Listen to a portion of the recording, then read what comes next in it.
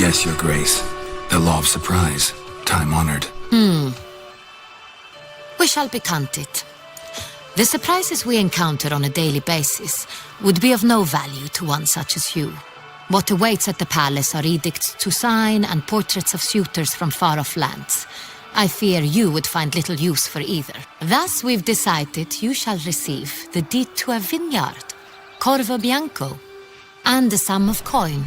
You will doubtless consider this adequate. Title to the vineyard shall be given to you at once. Surely you'll need lodgings while you hunt. The coin, however, will be yours only once you have slain the beast. Lovely, generous gesture, Your Grace. Corvo Bianco. Isn't it the Duchy's temporary morgue? Is it now? The Chancellery's bungled things again, we fear. Not to be left unsupervised for one instant. Yet, in its mood, a morgue should present minimal problems to a witcher. What's more, nothing enhances a wine's reputation better than a grim legend. Thank you, Your Grace. I accept the contract, of course. But as I said before, I'll need some information.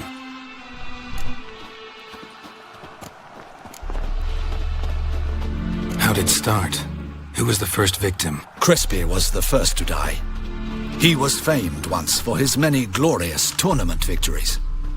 Then he grew old, hung up his sword, and took to winemaking. Crespi was not loved by the wine merchants. He was ruthless in business and thought to cheat many a time. He asked us for a dispensation from all court ceremonies. We did not grant it. We could not. Once you've taken the oath of a knight, you remain a knight till death. How'd he die? Where'd they find the body? Quite unusual, the circumstance. He was at a feast when suddenly one of his fellow feastgoers noticed he was missing. The town watch found him an hour later. On his hands and knees, propped against the town pillory, his sword hanging from his neck. He had died of wounds inflicted with claws, not a weapon. Blows of great force. So he died suddenly, but the body was on its knees, meaning someone posed it. So it seems. Second murder. Tell me what you know. In the city there are certain nooks. No one reasonable ventures there after dark. Ramon Dulac's corpse was found in one such place. With the first murder, terror gripped the city. Its inhabitants grew wary, kept to safe areas. Consequently, news of the second victim came to us from a group of concerned cut-purses. Criminals fear the beast? Telling in a way. Take it you've excluded the possibility that Ramon died at the hands of these bandits. Do you believe me an amateur? Not hands, but claws killed Ramon Dulac. The wound was deep, clean. His body was found in the gutter, dressed in nightshirt and cap, a pillow placed under his head, and his sword replaced by a bed warmer.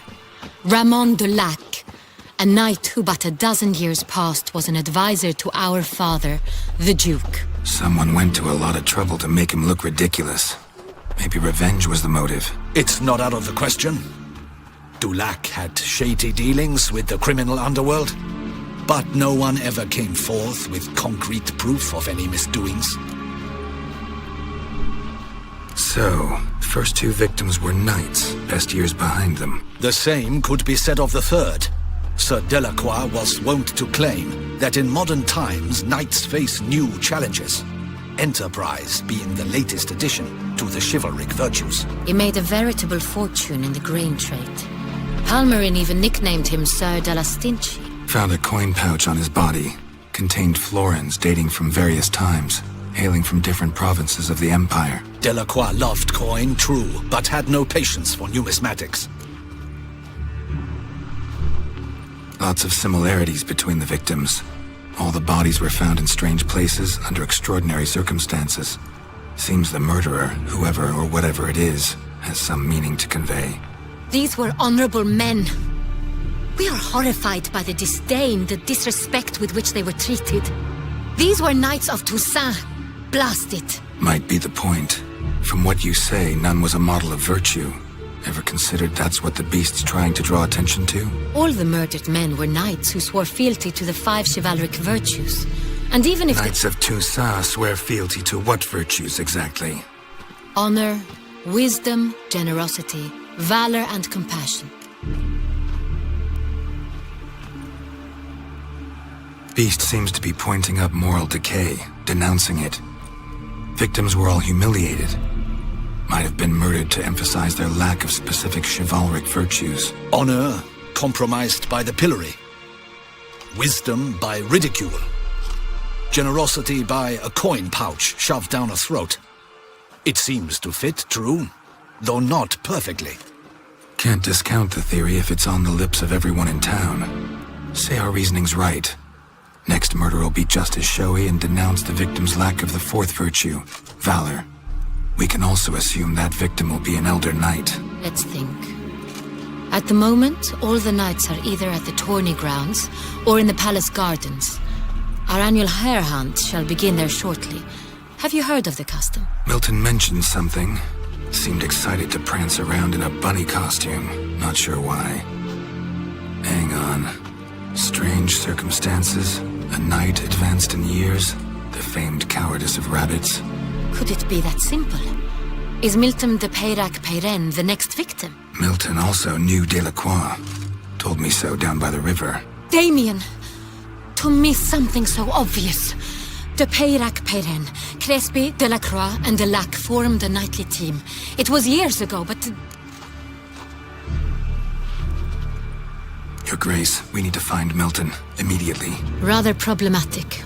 You see, the garden entertainments are due to start, and he's disguised as the hare, hiding somewhere, waiting for some tipsy courtiers to find him. The hare's hiding place is a carefully guarded secret. We must call off the game, at once. First and foremost, we must remain calm. Damien, order the garden searched immediately, but discreetly. By no means can we disrupt the festivities. Panic will only incite the beast to strike sooner.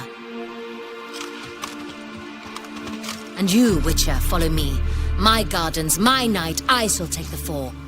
A murder is out of the question. I will not allow it. Not near my palace. Horses? Ready our horses!